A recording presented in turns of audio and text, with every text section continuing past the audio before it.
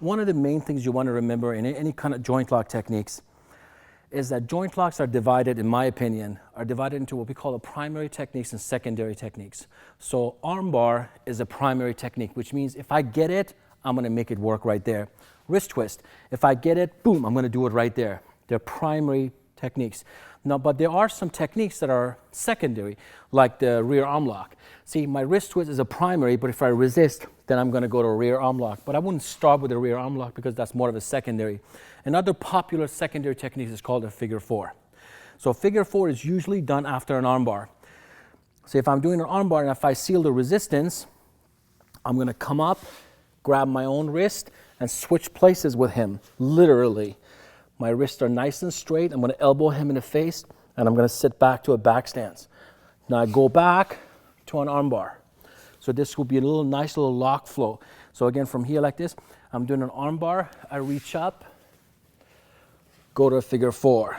Then I come back to an arm bar, go to a figure four, come back to an arm bar. Now from here like this, even if he punches me with the other hand, notice from here like this, if he punches, I'm going to flow with it. From here, I can still do my figure four. I can keep that arm there and do a pretzel or still do an arm bar, or I can still go to my figure four and come back.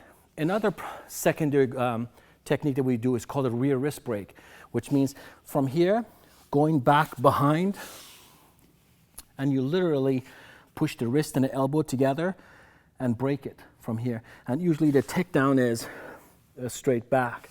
This technique is really good if somebody tries to do a headlock to you.